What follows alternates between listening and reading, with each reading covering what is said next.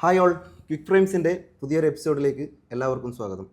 ഇന്നാത്താൻ കേസോട് എന്ന സിനിമയിലൂടെ വൈറലായി മാറിയ താരം കുഞ്ഞികൃഷ്ണൻ മാസ്റ്ററാണ് നമ്മോടൊപ്പം ഇന്ന് ചേരുന്നത്. മാഷിന് നമ്മുടെ ഷോയിലേക്ക് സ്വാഗതം. നമസ്കാരം. അപ്പോൾ ഇവിടെ എത്തി നിൽക്കുന്ന സമയത്ത് ഇപ്പോൾ ഒരു ജാതകം റിലീസായി ലാസ്റ്റ് വന്നത്. എന്താണ് ഫീൽ ചെയ്യുന്നത് ഈ ഒരു യാത്ര? ഏകദേശം എത്ര സിനിമകളായി കഴിഞ്ഞു ഇപ്പോൾ? 2022 ആഗസ്റ്റ് 11 നമ്മളെ നാത്താൻ കേസോട് റിലീസായത്. 3 വർഷം പൂർത്തിയായി. ആഗസ്റ്റ് 11 3 വർഷം പൂർത്തി. ഒരു 25 സിനിമയിൽ അഭിനയിക്കാൻ വേണ്ടി പറ്റി. 25 പടങ്ങളായി കഴിഞ്ഞു. കേസുകോട് എന്ന മൂവിയിലേക്ക് നാത്താൻ കേസുകോട് എന്ന സിനിമ കാസർഗോഡ് ജില്ലയിലാണ്. കാസർഗോഡ് ജില്ലയിൽ ചെറുവത്തൂർ പഞ്ചായത്ത് കണ്ണങ്കൈ എന്ന് പറഞ്ഞ സ്ഥലത്ത് അതിൻ്റെ ഓഡിഷൻ ഉണ്ടായത്. അപ്പോൾ നമ്മുടെ മറിമായം ഫെയിം ഉണ്ണിരാജ് എന്നോട് പറഞ്ഞു, മാഷെ ഇങ്ങനൊരു സിനിമയുടെ കാസ്റ്റിംഗ് നടക്കുന്നുണ്ട് കണ്ണങ്കൈയിൽ, നിങ്ങൾ ഫോട്ടോ അയച്ചു കൊടുക്കണമെന്ന് പറഞ്ഞു. ഞാൻ ഫോട്ടോ അയച്ചു കൊടുത്തിട്ടുണ്ടായില്ല, പക്ഷേ ഉണ്ണിരാജിൻ്റെ നിർബന്ധത്തിൽ വഴങ്ങി ഫോട്ടോ അയച്ചു കൊടുത്തു. പക്ഷേ ഇതിൻ്റെ കാസ്റ്റിംഗ് നടക്കുന്ന സമയത്ത് പോയിട്ടുണ്ടായില്ല. രാവിലെ വീണ്ടും ഉണ്ണിരാജ് വിളിച്ച് പറഞ്ഞു, എന്തായാലും നിങ്ങൾ പോകണമെന്ന് പറഞ്ഞിട്ട് അങ്ങനെ പോയത്. നിർബന്ധിച്ച് പറഞ്ഞു പറയാം. അതെ, ഒരു ടേണിംഗ് പോയിന്റ്. ഉണ്ണിരാജൻ്റെ നാടകം കണ്ട് ഇഷ്ടപ്പെട്ടതുകൊണ്ട് നമ്മൾ സുഹൃത്ത് ബന്ധമുണ്ട് നേരത്തെ തന്നെ. അതെ, ഉണ്ണിരാജായിട്ട് ഏറ്റവും അടുത്ത ബന്ധുവുള്ള ഒരാളാണ്. അദ്ദേഹത്തിനോടുള്ളൊരു സൗഹൃദമുണ്ട്. അപ്പോൾ ആ സൗഹൃദത്തിൻ്റെ മേലെ തന്നെ നിർബന്ധമായി പോകണമെന്ന് പറഞ്ഞു, അങ്ങനെ പോയതാണ്. പിന്നെ കാസർഗോഡ് ജില്ലയിലാണ് ഈ കാസ്റ്റിംഗ് നടക്കുന്നത്. എറണാകുളത്താണ് ഒരു കാരണവശാലും ഒരിക്കലും പോയിട്ടുണ്ടാവില്ല. അപ്പോൾ ആദ്യത്തെ മൂവിയിൽ തന്നെ വന്ന് വളരെ അപ്രതീക്ഷിതമായിട്ട് ആദ്യം എവിടെ പറഞ്ഞു, മീൻസ് വലിയ സിനിമയിൽ അഭിനയിക്കണം എന്ന് ഒരിക്കലും വിചാരിച്ചിട്ടില്ല, ആഗ്രഹിച്ചിട്ടില്ല. പക്ഷേ എന്നിട്ട് ഇതേപോലൊരു സ്പേസിലെത്തി. ആ സിനിമ കഴിഞ്ഞപ്പോൾ ഫസ്റ്റ് ഷോ കഴിഞ്ഞു ഇറങ്ങി, അല്ലെങ്കിൽ 1, 2, 3 ദിവസം കഴിഞ്ഞു. ഇത്രയും ഒരിക്കൽ സ്വപ്നത്തിൽ പോലും വിചാരിക്കാത്തൊരു പ്രതികരണവും അവർ പുറത്തു നിന്ന് വന്നു തുടങ്ങിയപ്പോൾ അന്നേരമുള്ളൊരു ഫീലിംഗ് നുള്ളി നോക്കിയിട്ടോ. ഈ സിനിമ ഷൂട്ട് നടക്കുമ്പോൾ തന്നെ പലരും പറഞ്ഞിരുന്നു ഈ സിനിമ നല്ല സിനിമയായി മാറുന്നു. അതുപോലെ തന്നെ മിക്കവാറും എല്ലാ നടന്മാരും കഥാപാത്രങ്ങളും ഏറ്റവും മികച്ച നിലയിൽ അറിയപ്പെടും.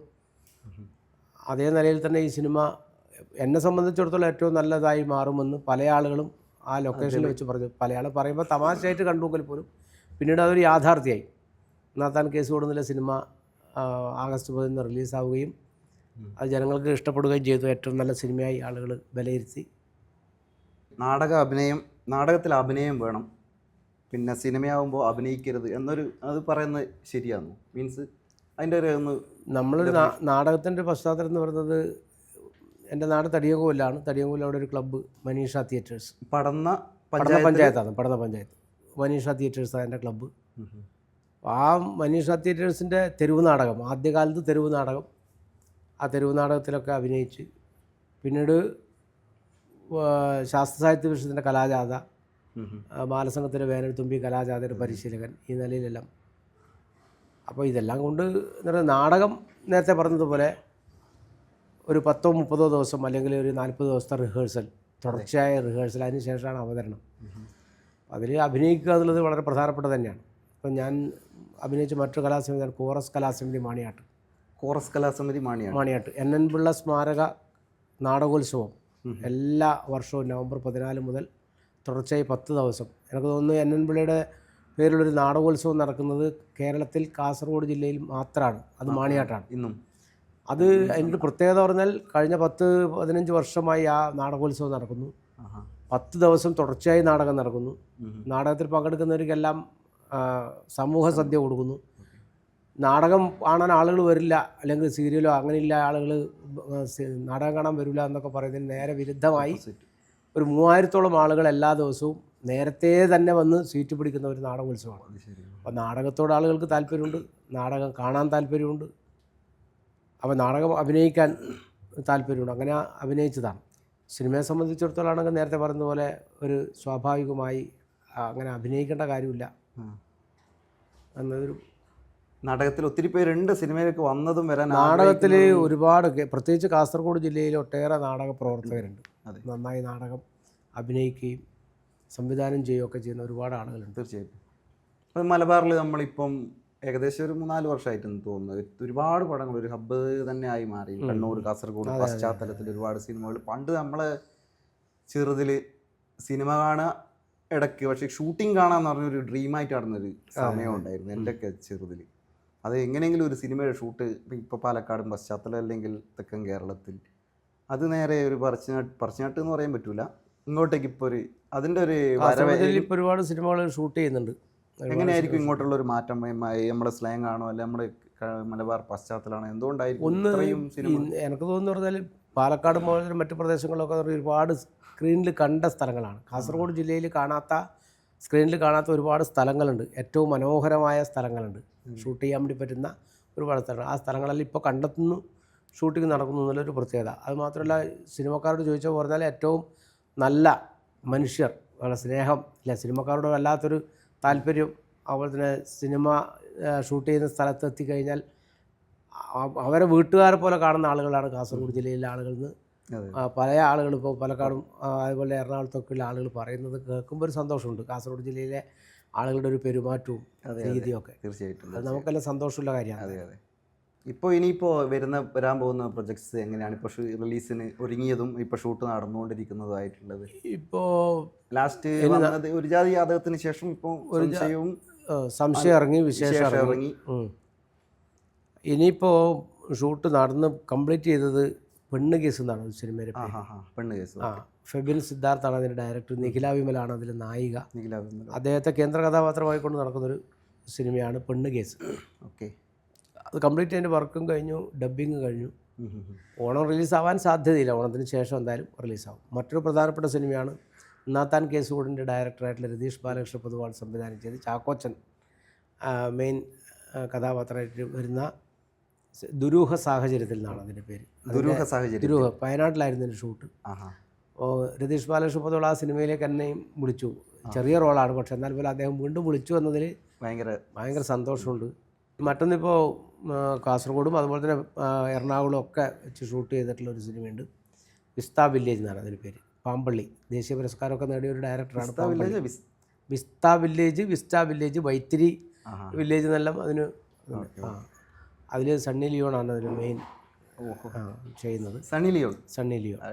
അപ്പോൾ ആ സിനിമ അതിൻ്റെ കംപ്ലീറ്റ് ചെയ്തു, ഡബ്ബിങ്ങും കാര്യങ്ങളിലും നടന്നു. മിക്കവാറും ഓണത്തിന് ശേഷം അതും റിലീസാവും. അടിപൊളി. അപ്പോൾ പിന്നെ നമ്മളെ ജയരാജൻ സാറിൻ്റെ സിനിമയുണ്ട് പെരുങ്കളിയാട്ടം.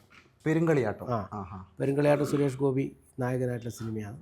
അതും കംപ്ലീറ്റായി, അതും റിലീസാവാനുണ്ട്. പിന്നെ പെറ്റ് ഡിറ്റക്റ്റീവ് എന്ന് പറഞ്ഞൊരു സിനിമയുണ്ട്, ഷറഫുദ്ദീൻ നായകനായിട്ടുള്ള സിനിമ. അദ്ദേഹം തന്നെ പ്രൊഡ്യൂസ് ചെയ്യുന്നൊരു സിനിമയാണ്.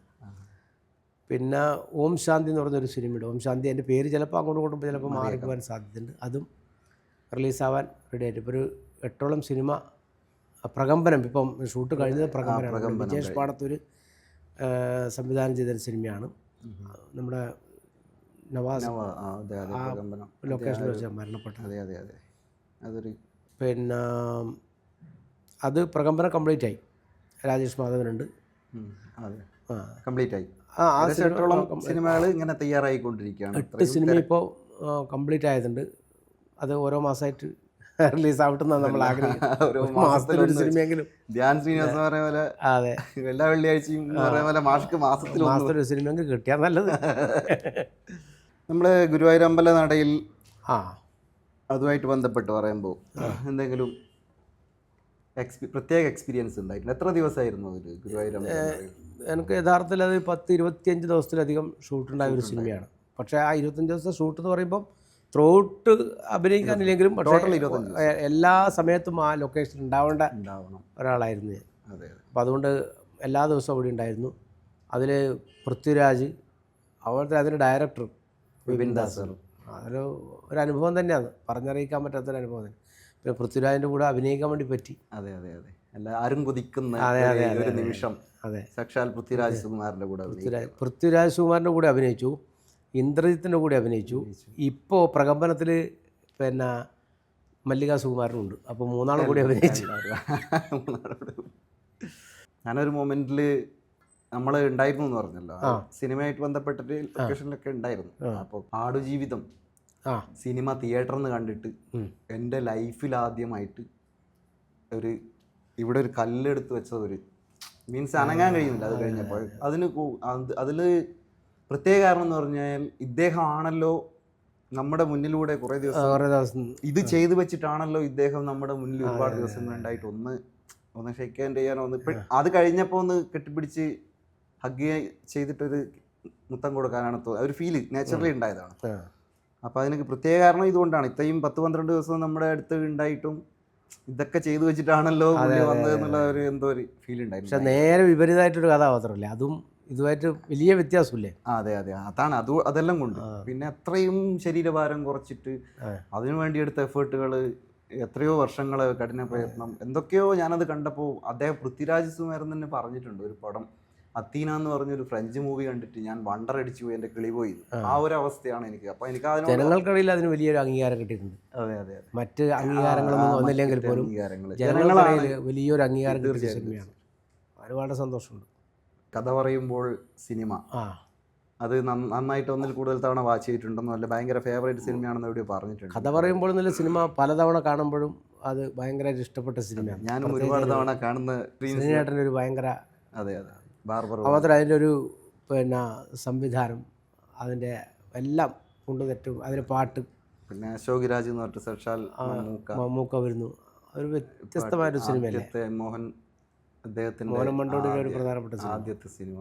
രണ്ടാമത്തെ മണിക്കക്കല്ല് സൂപ്പർ ഹിറ്റ് മൂവി, അതും പൃഥ്വിരാജിന്റെ. മോഹൻ മണ്ടോടിയുടെ കൂടെ ഒരു സിനിമ അഭിനയിക്കാൻ വേണ്ടി പറ്റിയെന്നുള്ളതാണ്. അതെ ഒരു ജാതി ജാതകം. ഇപ്പോൾ ലാസ്റ്റ് അത് കഴിഞ്ഞ് അതില് ഞാൻ ഫസ്റ്റ് ഡേ പോയി ഒരു ജാതി ജാതകം കണ്ടു. എൻ്റെ അടുത്ത് ചോദിച്ചു ആൾക്കാരെ, ഞാൻ പറഞ്ഞ് മാമ്പ്രത്ത് ജയേഷും മാമ്പ്രത്ത് രാഘവ മാഷും പൂന്ത് വിളയാടി എന്നാണ് പറഞ്ഞത്. ഇപ്പം ഗംഭീര പടമാണ്. ഞാൻ പേഴ്സണലി എൻ്റെ അഭിപ്രായം നല്ല പടമാണ്, നല്ല അടിപൊളി സിനിമയാണ്. ആൾക്കാരുടെ ഇപ്പം നിലവിൽ പഠന പഞ്ചായത്ത് മെമ്പർ അല്ലേ? മെമ്പറാണ്. മെമ്പർ ആയിക്കൊണ്ട് ആ ജോലി മീൻസ് ആ ഒരു പദവിയിൽ നിന്ന് ഇപ്പോൾ എന്താണ് അതിൻ്റെ ഒരു എങ്ങനെയാണ് മെയിൻറ്റെയിൻ ചെയ്തുകൊണ്ട്? പഞ്ചായത്ത് മെമ്പർ എന്ന നിലയിലുള്ള പ്രവർത്തനങ്ങൾ ഒരുപാട് ആ വാർഡിലത്തെ എന്നെ സഹായിക്കുന്ന ഒരുപാട് ആളുകളുണ്ട്. ഇപ്പം എൻ്റെ ഒരു അസാന്നിധ്യം എപ്പോഴും അനുഭവപ്പെടാറില്ല. ഇനി അഥവാ 10-15 ദിവസം ഷൂട്ടിന് പോയാൽ അത്യാവശ്യം വേണ്ടുന്ന കാര്യങ്ങളൊക്കെ അവർ സഹായിച്ച് ചെയ്യും. അത് വലിയൊരു കാര്യമാണ്, വളരെ വലിയ. പിന്നെ ഉള്ള സമയത്ത് പരമാവധി എല്ലാ വീടുകളായി ബന്ധപ്പെടാനും അവരുടെ ആവശ്യങ്ങൾ എന്താണെന്ന് വിചാരിച്ച് അറിഞ്ഞ് ചെയ്യാനും ശ്രമിച്ചിട്ടുണ്ട്. ഒരു വികസന രംഗത്ത് നല്ല പ്രവർത്തനം സംഘടിപ്പിക്കാൻ വേണ്ടി കഴിഞ്ഞതിലാണ് എൻ്റെയും അതുപോലത്തെ നാട്ടുകാരുടെയും അഭിപ്രായം. അത് ചിലപ്പം നമുക്ക് കണ്ടും തൊട്ട് അറിയുന്നതാണ്. മാഷ് എങ്ങനെയാണ് ഇപ്പോൾ എങ്ങനെയാണ് മൂവ് ചെയ്തുകൊണ്ടിരിക്കുന്നത്, അത്രയും എങ്ങനെയാണ് ആദ്യം അതുപോലെ തന്നെയാണ് ഇപ്പോഴും. അത് ഭയങ്കര എനിക്കൊരു ഭയങ്കര അത്ഭുതമായിട്ട് തോന്നിയിട്ടുണ്ട്. അല്ല, സിനിമയിൽ പോയതുകൊണ്ട് മാത്രം നമ്മൾ നാടും നാട്ടുകാരൊന്നും മറക്കേണ്ട കാര്യമില്ല. അതല്ല, നമ്മൾ സിനിമ ചിലപ്പോൾ കിട്ടുമായിരിക്കും, ഇല്ലെങ്കിൽ കിട്ടൂലായിരിക്കും അല്ലേ? നാട്ടുകാർ എപ്പോൾ ഉണ്ടാവും ഒന്നിച്ച്. ഇപ്പം മലബാറിലുണ്ട് സിനിമകൾ, പക്ഷേ കൊച്ചിയിൽ നിൽക്കേണ്ടതായ സാഹചര്യം വന്നിട്ട് കൊച്ചിയിൽ താമസിക്കുകയും ചെയ്യില്ല, പോയി വരും. ഷൂട്ടുണ്ടെങ്കിൽ ഇപ്പോൾ കൊച്ചിയിൽ ഫ്ലാറ്റ് എടുക്കണം എന്നല്ല പറയുന്ന ആളുകളുണ്ട്, പക്ഷേ ഫ്ലാറ്റൊന്നും എടുക്കേണ്ട കാര്യമില്ല. കൊച്ചിയിൽ പോയി ഷൂട്ടിങ് കഴിഞ്ഞാൽ ഇപ്പോൾ ചോറ്റാനിക്കര അമ്പലത്തിനടുത്ത് 10-20 ദിവസം താമസിച്ചു. അത് കഴിഞ്ഞ് നേരെ വീട്ടിലേക്ക് വന്നു. ഇപ്പോൾ അടുത്ത ഷൂട്ട് തിരുവനന്തപുരത്ത് പോയി താമസിച്ചു. തിരിച്ച് ഷൂട്ട് കഴിഞ്ഞ ഉടനെ അവരോട് പറയും ട്രെയിൻ ടിക്കറ്റ് നേരെ നാട്ടിലേക്ക്. ഫാമിലി ഇപ്പോൾ എങ്ങനെ? അവർക്ക് സന്തോഷം തന്നെ മക്കൾ. ഇതുമായിട്ട് ബന്ധപ്പെട്ട സിനിമ എല്ലാവരും കാണും, എല്ലാ റിലീസ് പടങ്ങളൊക്കെ. മൂത്ത മോൻ ഇപ്പോൾ അങ്ങനെ സിനിമ കാണാൻ ബുദ്ധിമുട്ടുണ്ട്, അവനെ കപ്പലിലാണ് മറൈൻ. അപ്പോൾ രണ്ടാമത്തെ മോൻ സിനിമ കാണും. പേര്? മൂത്ത മോൻ്റെ പേര് സാരംഗ്, രണ്ടാമത്തെ മോൻ്റെ പേര് ആസാദ്, ഭാര്യ സരസ്വതി. ടീച്ചറാണ് ഇവിടെ തടിയൻകോല LP സ്കൂളിൽ. രണ്ടാമത്തവൻ ഇപ്പോൾ എഞ്ചിനീയറിംഗ് കഴിഞ്ഞ് വീട്ടിലുണ്ട്. മൂത്താളാണ് ഷിപ്പിൽ. ഓക്കെ. അവരെങ്ങനെ ഇപ്പം കല്യാണം ആലോചിക്കുന്നുണ്ട്? അതെ വേണം. ഓക്കെ. ഈ അടുത്ത വർഷമെങ്കിലും കല്യാണം വേണം എന്നൊരു ആഗ്രഹമുണ്ട്. അവർക്ക് എങ്ങനെയാണ് സിനിമയിൽ ഇങ്ങനെ അഭിനയിക്കാൻ താല്പര്യമുണ്ടോ? മക്കൾക്ക് അഭിനയിക്കാൻ അങ്ങനെ താല്പര്യമൊന്നുമില്ല. മൂത്തവൻ നാടകത്തിൽ അത്യാവശ്യം അഭിനയിച്ചതാണ്, അവന് താല്പര്യമുണ്ട്. രണ്ടാമത്തവന് അങ്ങനെ അഭിനയിക്കാൻ താല്പര്യമില്ല, വീഡിയോ ഒക്കെ ചെയ്യാനാണ് താല്പര്യം, റീൽസോ അതുപോലെ കാര്യങ്ങൾ എടുക്കാൻ വേണ്ടി. അഭിനയിക്കുന്നതല്ല, ടെക്നിക്കലായിട്ട്. പ്രിയദർശൻ സാറുമായിട്ടുള്ള എന്തെങ്കിലും എങ്ങനെയാണ്? അത്രയും എല്ലാവരും ആരും കൊതിക്കുന്ന ഒരു വീണ്ടും അതിലേക്ക് ഡയറക്ടറാണ് പ്രിയദർശൻ സാറ്. ഈ നാത്താൻ കേസ് കൂടുന്നൊരു സിനിമ കണ്ട് വിളിച്ചതിലൊരു പ്രധാനപ്പെട്ട ഒരാളാണ്. ഞാൻ അത്ഭുതപ്പെട്ടു പോയി. ഞാനിങ്ങനെ അതായത് നന്ദു ചേട്ടനല്ലേ, നന്ദു പൊതുവാൾ വിളിച്ചിട്ട് ഇതാ പ്രിയദർശൻ സാറിന് കൊടുക്കാം എന്ന് പറഞ്ഞിട്ട്. അപ്പോൾ പ്രിയദർശൻ സാർ പറഞ്ഞാൽ ഞാനും എൻ്റെ മോള് കല്യാണിയും കൂടിയിട്ടാണ് സിനിമ കണ്ടത്, നാത്താൻ കേസ് കൊണ്ട്. അപ്പോൾ സിനിമ വല്ലാണ്ട് ഇഷ്ടപ്പെട്ടു, എന്തായാലും നമുക്കൊന്ന് കാണാം, അടുത്ത സിനിമയിൽ ഞാൻ എന്തായാലും നിങ്ങളെ വിളിക്കും എന്ന് പറഞ്ഞു. അപ്പോൾ ഞാൻ അത്ര സീരിയസ് ആയിട്ട് എടുത്തിട്ടില്ല. വിളിച്ചിട്ട് ബെന്യാമിൻ വിളിച്ചിരുന്നു, അതുപോലെ ദിലീപ് വിളിച്ചിരുന്നു, നമ്മളെ ആക്ടർ ദിലീപ്. അപ്പോൾ ആ കൂട്ടത്തിലാണ് പ്രിയദർശൻ സാർ വിളിച്ചു പറഞ്ഞത് അടുത്ത മാസം സിനിമക്ക് വിളിക്കുന്നത്. ഒരു മാസം കഴിഞ്ഞ ഉടനെ പ്രിയദർശൻ സാറിൻ്റെ ഇവർ വിളിച്ചിരുന്നു തന്നെ, അടുത്തൊരു സിനിമയുണ്ട്, കൊറോണ പേപ്പേഴ്സ് എന്നാണ് സിനിമയുടെ പേര്, അപ്പോൾ എന്തായാലും വരണം എന്ന് പറഞ്ഞു. ഞാൻ വേറെ ഒന്നും ആലോചിച്ചില്ല, തിരിഞ്ഞും മറിഞ്ഞു അയ്യോ. അപ്പോൾ അത് ഓക്കെ പറഞ്ഞു. 10-12 ദിവസം ഷൂട്ടുണ്ടായിരുന്നു, കൊച്ചിയിൽ തന്നെയായിരുന്നു. അപ്പോൾ അതിൽ പോയി, അതിലൊരു CI വേഷമാണ് കൊറോണ പേപ്പേഴ്സ്. കണ്ടു, നല്ലൊരു. അതിലിപ്പോൾ നമുക്ക് CI കാണുവാൻ നമുക്ക് ഇന്നസെൻ്റ് ചേട്ടൻ അല്ല സിമിലാരിറ്റി ആ ഒരു ഇത് തോന്നി. അല്ല അതുപോലെ തന്നെ മദനോത്സവം അതൊരു പ്രത്യേക അനുഭവം. ഞാൻ അതുവരെ നമ്മൾ നാത്താൻ കേസ് കൂടുതലിൽ ജഡ്ജി ഒരു കസേരയിൽ ഇരുന്നിട്ട് അഭിനയിക്കുന്നൊന്നും അല്ലാണ്ട് ഒരു നല്ലൊരു നമ്മുടെ സുധീഷ് എന്നല്ല സംവിധാനം ചെയ്യുന്നത്. അപ്പോൾ സ്ക്രിപ്റ്റ് രതീഷ് ബാലകൃഷ്ണ, രാജേഷ് മാധവൻ അഭിനയിക്കുന്നുണ്ട്. അപ്പോൾ അതൊരു നല്ല ബന്ധമുണ്ടായി. ആ ഒരു ക്യാരക്ടർ ഒരു പ്രത്യേക തരത്തിലുള്ള ക്യാരക്ടറായിരുന്നു. അപ്പോൾ ഇപ്പോൾ ഇതിനിടെ ഒരു ദിവസം ഞാൻ ഒരിക്കലും പ്രതീക്ഷിക്കാത്തൊരു, ഞാൻ എറണാകുളത്ത് പോയ സമയത്ത് ഒരു ചെറിയ കുഞ്ഞ് ചിണ്ടളേപ്പനല്ലേ എന്ന് ചോദിച്ചു. എനിക്ക് സന്തോഷമായി. അതുവരെ എല്ലാവരും ചോദിച്ചു പറഞ്ഞാൽ ജഡ്ജി അല്ലേന്ന് ചോദിച്ചിട്ട്, ആ കുഞ്ഞെന്ന് പറഞ്ഞ് ചിണ്ടളേപ്പനല്ലേ. അതൊരു വ്യത്യസ്തമായ ഒരു സംഗതി. ആ മോൻ എന്നോട് ചിണ്ടളേപ്പനല്ലേന്ന് ചോദിച്ചപ്പോൾ മറ്റിപ്പോൾ ഗുരുവായൂർ അമ്പല നടയിലത്തെ പല ആ സിമ്മൂരിൽ നിൽക്കുന്നൊരു സീനുണ്ട്, അത് കാണുമ്പോൾ ആളുകൾ പലയാളും അതൊരു പ്രത്യേക തരത്തിലൊരു ഇതാണ്. ഓരോന്ന് നോട്ട് ചെയ്ത് പറയുന്നത്. അതെ, ഇനിയിപ്പോൾ 8ഓളം സിനിമകൾ വരാനുണ്ട്. ഇനിയിപ്പോൾ അതിലോട്ടും പെണ്ണുകേസെല്ലാം ഹിറ്റാവാൻ സാധ്യതയില്ല സിനിമയാണ്. അതേപോലെ ദുരൂഹ സാഹചര്യത്തിന് നല്ല ഹിറ്റടിക്കാൻ സാധ്യതയില്ല സിനിമ. അടുത്ത മാസം റിലീസ് ഉണ്ടാവുന്നതാണ് എനിക്ക് തോന്നുന്നത്. ഉറപ്പിച്ചൊന്നും പറയാൻ കഴിയില്ല, സെപ്റ്റംബർ അവസാനം ആയിരിക്കും, അല്ലെങ്കിൽ ഒക്ടോബർ ആദ്യം എന്തായാലും ഉണ്ടാവും. അത് നല്ല ഹിറ്റടിക്കാൻ സാധ്യതയുള്ള ഒരു സിനിമയാണ് ദുരൂഹ സാഹചര്യത്തിൽ. ചെറിയ വേഷമാണെങ്കിലും ഇപ്പം നല്ല സിനിമയിൽ ചെറിയ വേഷം കിട്ടിയാലും തീർച്ചയായിട്ടും അത് ആളുകൾ ശ്രദ്ധിക്കും എന്തായാലും. ഇപ്പം എന്തായാലും ഇപ്പോൾ ഓണം ആണല്ലോ. ഓണത്തിന് എങ്ങനെയാണ് വീട്ടിൽ തന്നെയാണോ, വീട്ടിലാണോ ഓണം കൂടുന്നത്? ഓണം പണ്ടേ തടിയൻകോലിൽ തന്നെയാണ്. തടിയൻകോലിൽ വായനശാല, കൈരളി ഗ്രന്ഥാലയവും മനീഷ തിയേറ്റേഴ്സ് സംയുക്തമായിട്ടാണ് ഓണാഘോഷം. സാധാരണഗതിയിൽ പൂക്കള മത്സരം എന്ന് പറയുന്നത് വീടുകളിലാണ് പൂക്കളിടുക. പൂക്കളിട്ട് അത് നോക്കാൻ വേണ്ടി പോകും. അപ്പോൾ വീടുകളിൽ പോയി 10, 15 അല്ലെങ്കിൽ 20 പൂക്കളുണ്ടാവും. അത് നോക്കി മാർക്കിട്ട് അതിന് ഏറ്റവും മികച്ച ക്യാഷ് അവാർഡും ഇതിനെ കൊടുക്കുന്നത്. നമ്മൾ അതിന് ശേഷം എന്ന് പറഞ്ഞാൽ കുട്ടികളുടെ കലാപരിപാടികളാണ്. അത് രാവിലെ തുടങ്ങും, വായനശാലയുടെ ക്ലബിൻ്റെയും കൂടെ നേതൃത്വത്തിൽ. രാവിലെ ഒരു 10 മണിക്ക് തുടങ്ങിയ ഒരു ഉച്ചവരെ ആംഗ്യപ്പാട്ട്, കഥ പറയൽ, ചലച്ചിത്രഗാന മത്സരം, ലളിതഗാന മത്സരം, ഇതെല്ലാം ക്വിസ് മത്സരം, ഇതെല്ലാം നടന്ന് ഉച്ചയാകുമ്പോഴത്തേക്ക് ആ പരിപാടി തീരും. പിന്നെ ഉച്ചക്ക് ഭക്ഷണം കഴിച്ചാൽ പിന്നെ ഒരു 2:30-3 മണിയാകുമ്പോൾ കായിക മത്സരം തുടങ്ങും. കുട്ടികൾക്കില്ലേ 100 മീറ്റർ ഓട്ടം. ഭക്ഷണത്തിൽ ശരിക്കും നമ്മളെ ശരിയായ ഒരു ഓണത്തിൻ്റെ ഓണസദ്യ അതിൽ കംപ്ലീറ്റ് അത് തന്നെ ആയിരിക്കും പണ്ട് തൊട്ടേ. മുമ്പത്തെ ഓണസദ്യ എന്ന് പറയുന്നത് മുമ്പ് നമുക്ക് ദാരിദ്ര്യമല്ലേ ശരിക്കും പറഞ്ഞാൽ, കഷ്ടപ്പാട് വന്നത്. അപ്പം ആ സമയത്ത് പറഞ്ഞാൽ നമ്മൾ ഈ വളവിലിടുന്ന കുഴിയിൽ അതിൻ്റെ അടുത്ത് തന്നെ ചെരം എന്ന് പറയും, കുമ്പളം, അത് നമ്മളെ വീട്ടിൽ തന്നെ കിട്ടും.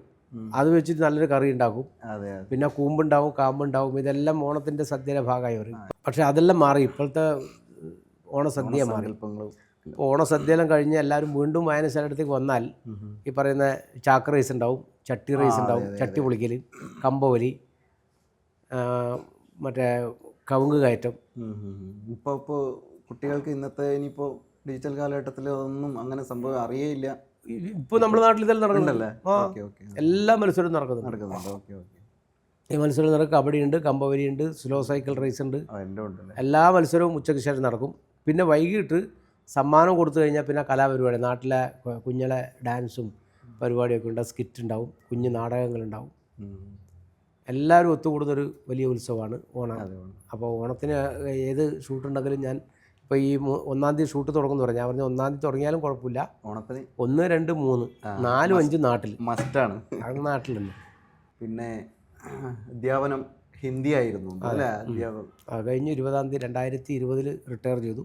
5 വർഷമായി. 20 റിട്ടയർ ചെയ്തതിന് ശേഷമാണ് ഞാൻ ഈ സിനിമയിലേക്ക് വരുന്നത്. ആ സമയത്ത് അധ്യാപകനായിരിക്കുന്ന സമയത്തും മെമ്പർ അല്ലേ? അതെ അതെ അതെ അതെ അതെ.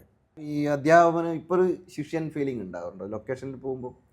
മീൻസ് അതായത് ഒരു ലൊക്കേഷനിൽ പോയി നമ്മളൊരു വിദ്യാർത്ഥി വിദ്യാർത്ഥിയാണല്ലോ. അതെ അതെ. ലൊക്കേഷനിൽ അതുകൊണ്ട് പോയാൽ സ്വാഭാവികമായിട്ട് നമ്മൾ അധ്യാപകനിൽ നിന്നും വിദ്യാർത്ഥിയിലേക്ക്. അതെ അതെ നമ്മൾ ആ അനുഭവങ്ങളാണല്ലോ. അതെ അതെ. ഏകദേശം സിനിമകൾ 25ഓളം അല്ലേ നിലവിൽ ആ ആയിക്കഴിഞ്ഞു. ഇനി ഏകദേശം 5-8ഓളം സിനിമ 25 സിനിമ അഭിനയിച്ചത് ഇത് ഉൾപ്പെടെ റിലീസ് ആവേണ്ടത് കൂടി ഉൾപ്പെട്ടിട്ടാണ്. 25 സിനിമകളായി. ഇനി ആരുടെ കൂടെയാണ് ഏറ്റവും കൂടുതൽ അഭിനയിക്കണം എന്ന് ആഗ്രഹം, അങ്ങനെ എന്തെങ്കിലും ഉണ്ടോ മാഷ്? ആഗ്രഹങ്ങൾ കുന്നോളം ഉണ്ട്, പക്ഷേ എല്ലാ ആഗ്രഹങ്ങളും നടക്കില്ലോ. അല്ല. ആകുമ്പോൾ ആവട്ടെ. അതെ അതെ അതെ.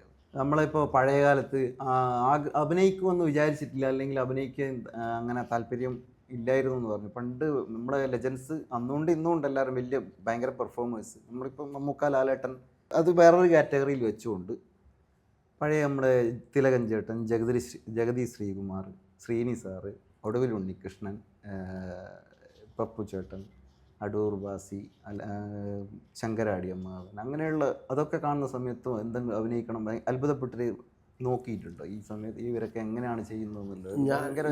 ഞാൻ ശരിക്കും മുരളി, ശ്രീ മുരളി അദ്ദേഹം. ഞാൻ അഭിനയിക്കണം എന്നുള്ള താല്പര്യത്തിലല്ല, പഴയ സിനിമകളൊക്കെ കാണും. സിനിമ കാണുന്നതിൽ ഈ പറഞ്ഞ നടന്മാരെയൊക്കെ നല്ല താല്പര്യമാണ്. പ്രത്യേകിച്ച് ജഗതി ശ്രീകുമാർ, ഇന്നസെൻ്റ് ഏട്ടൻ, അതെ അതെ, അവരൊക്കെ അഭിനയം എനിക്ക് വളരെ ഇഷ്ടമാണ്. മാഷ് ഒരു നല്ലൊരു ഗായകനാണെന്ന് അധികം ആൾക്കും എനിക്ക് തോന്നുന്നത്. കൂടിയ ഗായകനാന്നല്ല, നല്ലൊരു ഗായകനല്ല. അല്ല, എവിടെയൊക്കെയോ കണ്ടിട്ടും കേട്ടിട്ടുണ്ട്. മാഷ് അത്യാവശ്യം കണ്ടിട്ടുണ്ട് എവിടെയൊക്കെയോ. പാട്ട് ഇങ്ങനെ പാടുന്ന ആർക്കും പാടിക്കൂടാ. പാട്ട് പഠിച്ചിട്ടുമില്ല, നമുക്ക് സംഗതിയുമില്ല, ടെമ്പോ ഇല്ല. ഏതെങ്കിലും ഒരു പാട്ട് പഴയതോ പുതിയതോ ഇപ്പൊ പെട്ടെന്ന് ചോദിച്ചു കഴിഞ്ഞാൽ മനസ്സിൽ വരുന്ന ഏതെങ്കിലും ഒരു ഏത് പഴയ പാട്ട് ഇഷ്ടമാണ്. അതിൽ ഏതെങ്കിലും ഒരു 4 വരി ഒന്ന് ഇപ്പം.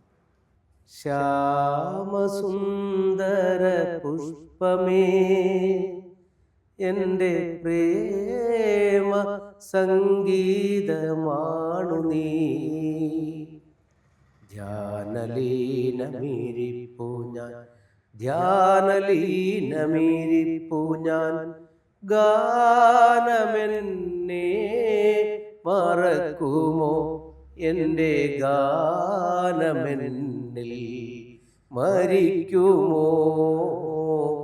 ശ്യാമസുന്ദര പുഷ്പമേ എൻ്റെ പ്രേമ സംഗീതമാണു നീ. ഗായകനല്ല എന്ന് കള്ളം പറഞ്ഞാൽ അല്ല, പാട്ട് ഇങ്ങനെ പാട്ട് പാടുന്നില്ല. പുതിയ പാട്ടിനും മോശമല്ല, പഴയ പാട്ടാണ് നമ്മൾ കേട്ട് കേട്ട് കേട്ട്. ഇപ്പോൾ പാട്ട് ഒരാഴ്ചയിലോ അല്ലെങ്കിൽ ഒരു മാസമോ നിൽക്കാത്ത പാട്ടുകളാണ് മിക്കവാറും. പണ്ടത്തെ പാട്ടല്ല, പണ്ട് എപ്പോഴും നിൽക്കുന്നത്. ഇപ്പം നാടകഗാനായാലും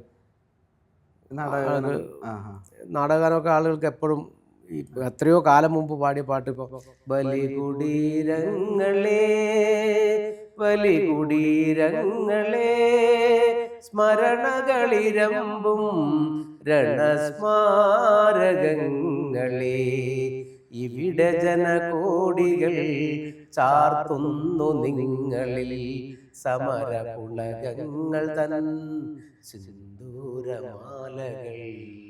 നാടകഗാനം എന്ന് പറഞ്ഞാൽ എല്ലാ സ്ഥലത്തും പണ്ട് മൈക്ക് വെച്ചാൽ പാടുന്ന പാട്ട് തന്നെ. അതാണ് ഇപ്പോൾ കേട്ട് കേട്ട് അത്രയും ഫെമിലിയർ ആയതാണ്. കഥ കേൾക്കുന്നത് എങ്ങനെയാണ്? ഡയറക്ടറാണോ വരുന്നത്, അസോസിയേറ്റോ, അല്ലെങ്കിൽ എങ്ങനെ? ഡയറക്ടർ തന്നെ വരുന്നുണ്ട്. റൈറ്റർ അല്ലെങ്കിൽ ഡയറക്ടർ വരും. അപ്പോൾ അവർ ഫുൾ സ്ക്രിപ്റ്റ് പറയും. ഫുൾ സ്ക്രിപ്റ്റ് അല്ല, അതിൻ്റെ ഒരു സിനോപ്സിസ് പറയും. പിന്നെ സ്ക്രിപ്റ്റ് തരുന്നവരും ഉണ്ട്. പൂർണ്ണമായ സ്ക്രിപ്റ്റ് തന്ന് വായിച്ച് നോക്കി സമയവും സന്ദർഭവും ഫുള്ള്. ചിലപ്പോൾ കാസർഗോഡ് ജില്ലയിൽ വെച്ച് ഷൂട്ട് ചെയ്യുന്ന ഒരു നല്ല സിനിമ അതിലൊരു മെയിൻ ക്യാരക്ടർ ആവാനും സാധ്യതയുണ്ട്. അതിൻ്റെ കഥയെല്ലാം പറഞ്ഞു കഴിഞ്ഞു, പക്ഷെ അത് തുടങ്ങാൻ പറ്റുന്നില്ല. എന്താണെന്നില്ല, എന്തായാലും അതിൻ്റെ പ്രൊഡ്യൂസറും കാര്യങ്ങളെല്ലാം ഒത്തു വന്നാൽ ചിലപ്പോൾ അങ്ങനെയും. അതെ അതെ, തീർച്ചയായിട്ടും നടക്കട്ടെ എന്ന് ആഗ്രഹിക്കുന്നു. ഒരു പ്രധാനപ്പെട്ട റോൾ ആവാനും സാധ്യതയുണ്ട് അങ്ങനെ ആണെങ്കിൽ, കഥ കേട്ടപ്പോൾ. Okay okay. ഇന്ത്യക്ക് പുറത്ത് പോയിട്ടുണ്ടോ? ഏതെങ്കിലും ലൊക്കേഷൻ സിനിമക്ക് വേണ്ടി പോയിട്ടില്ല, അല്ലാതെ പോയിട്ടുണ്ട്. അല്ല, ഓക്കെ ഓക്കെ. അന്നേരം എന്താണ് ലൊക്കേഷൻ ഏറ്റവും ഒരു നമുക്ക് ഷെയർ ചെയ്യാൻ പറ്റിയൊരു നല്ലൊരു ഏറ്റവും നല്ല മൊമെന്റ്സ് ഉണ്ടായത് നാത്താൻ കേസ് കൂടെ തന്നെയാണ്. അത് തന്നെ. നാത്താൻ കേസ് കൂടെ ഉണ്ടായ ഒരു ഗുണം എന്ന് പറയുന്നത്, നമ്മൾ ഷൂട്ട് തുടങ്ങിയ കസേരയിൽ കയറി ഇരുന്ന് കഴിഞ്ഞാൽ ഗ്യാപ്പ് കിട്ടും.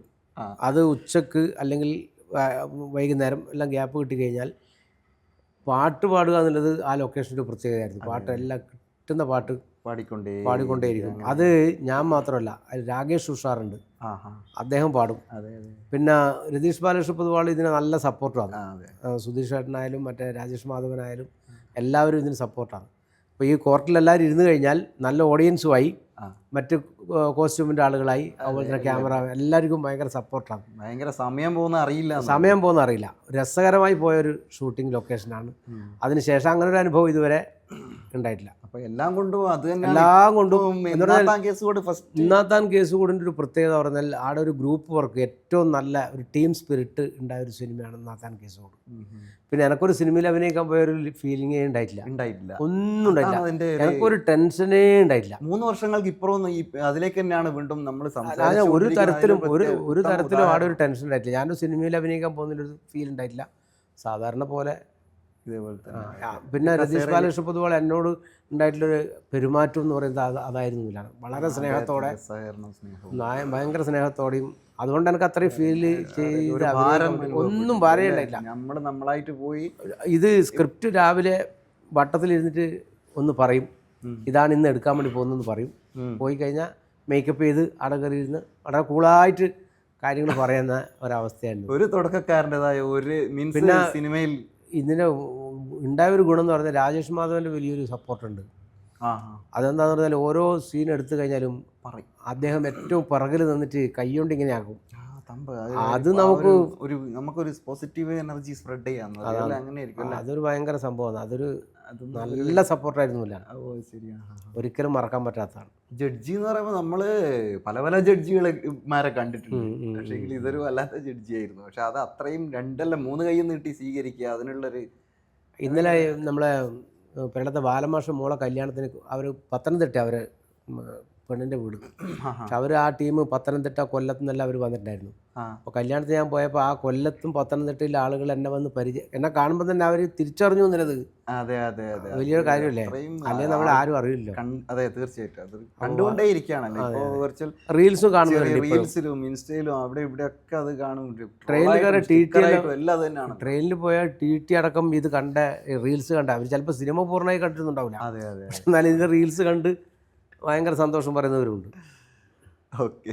ഞാനിപ്പോൾ ആഗ്രഹിക്കുന്ന സത്യൻ അന്തിക്കാട്, സിബി മലയിൽ, ഷാജി കൈലാസ്, അവരൊക്കെ സിനിമ കണ്ടു. ഞാൻ സത്യൻ അന്തിക്കാടിനോട് നേരിട്ട് പറയുന്നു കേട്ടോ, പറയുന്നതിന് മടിയൊന്നും ഉണ്ടായില്ല. പറഞ്ഞോ? ഞാൻ സത്യൻ അന്തിക്കാടിനോട് സിബി മലയിലിനോട് പറഞ്ഞു. സിബി മലയിലൊരു ഒരു വെബ് സീരീസ് കാസർഗോഡ് വരുന്നുണ്ടെന്ന് പറയുന്നുണ്ട്. ഷാജി കൈലാസിനെ കാണാൻ വേണ്ടി പറ്റില്ല. സിബി മലയിലിനെ 2 തവണ കണ്ടു. ഇപ്പോൾ വേറൊരു പരിപാടി ഇപ്പോൾ കണ്ണൂർ ഒന്നിച്ചുണ്ട്. ഇപ്പോൾ ഇവിടെ 30-ാം തീയതി പാനൂരുണ്ട് അല്ലേ? നമ്മൾ രണ്ടാളും സുമംഗലി. സത്യനന്ദിക്കാടിനോട് നേരിട്ട് തന്നെ കണ്ടപ്പോൾ തന്നെ പറഞ്ഞിരുന്നു. പിന്നെ ഞാൻ മെസ്സേജും അയച്ചു.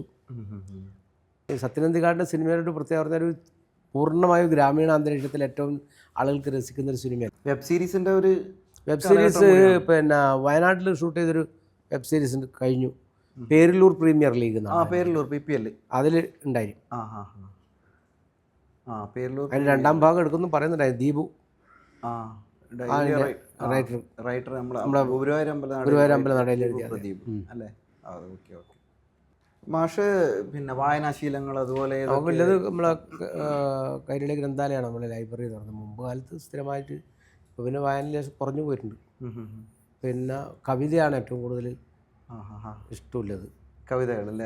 കവിത കേൾക്കാനും ഇഷ്ടമാണ്, കവിത ചൊല്ലാനും ഇഷ്ടമാണ്, കവിത വായിക്കാനും ഇഷ്ടമാണ്. ശരി.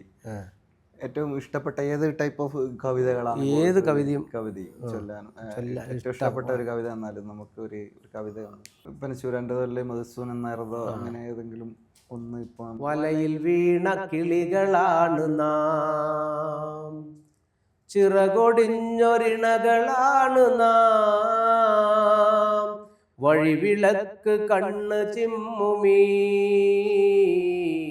വഴിയിലെന്തു നമ്മൾ പാടണം, വലയിൽ വീണ കിളികളാണ് നാം, ചിറകൊടിഞ്ഞൊരിണകളാണ് നാം, വഴിവിളക്ക് കണ്ണ് ചിമ്മുമീ വഴിയിലെന്തു നമ്മൾ പാടണം. എന്താ ഫീലിംഗ് മാഷ് പാടുമ്പോൾ? പിന്നെ വയലാർ നമ്മളെ മനീഷയുടെ നേതൃത്വത്തിൽ എല്ലാ വർഷവും ആചരിക്കുന്ന ഒരു പ്രധാനപ്പെട്ട ഒക്ടോബർ 27 വയലാർ അനുസ്മരണം സംഘടിപ്പിക്കും. അതിൽ പറഞ്ഞാൽ വയലാറിൻ്റെ ഗാനങ്ങളുണ്ട്, ചലച്ചിത്ര ഗാനങ്ങളെല്ലാം ഉണ്ടാവും. ഒക്ടോബർ 27. ആ, അതെല്ലാ വർഷവും ആചരിക്കുന്ന ഒരു പ്രധാനപ്പെട്ട പരിപാടി. അദ്ദേഹമായിട്ട് ബന്ധമുണ്ടോ? വയലാർ ശരത്ചന്ദ്ര അദ്ദേഹത്തിന് ഇപ്പോൾ നമ്മുടെ പരിപാടിക്ക് പങ്കെടുത്തു. അപ്പോൾ അദ്ദേഹം ഈ സിനിമ കണ്ട അഭിപ്രായങ്ങളെല്ലാം പറഞ്ഞിരുന്നതിനോട് ശരത്ചന്ദ്രവർമ്മ ഭയങ്കര സന്തോഷത്തോടു കൂടി അദ്ദേഹം പറഞ്ഞത്. രാമൂല്യം കഴകം കളിയാട്ടത്തിന് വന്നപ്പോൾ സ്റ്റേജിൽ കണ്ടു, ഒരിക്കലും പ്രതീക്ഷിച്ചില്ല നിങ്ങളിവിടെ കാണുന്നതെല്ലാം പറഞ്ഞില്ല. അങ്ങനെ എനക്കും അദ്ദേഹത്തോട് ഭയങ്കര ഇഷ്ടമാണ്. അതെ അതെ, രണ്ടും സംഭവിച്ചു വന്ന്. അപ്പോൾ നമ്മുടെ ഇന്നത്തെ സംസാരം അല്ല ഈ സെഷൻ ഇവിടെ അവസാനിക്കുകയാണ്. നമുക്ക് അടുത്ത ഒരു പുതിയൊരു അതിഥിയുമായിട്ട് ഓണം കഴിഞ്ഞിട്ട് അടുത്തൊരു എപ്പിസോഡിൽ കാണാം. ബൈ. ഓക്കെ.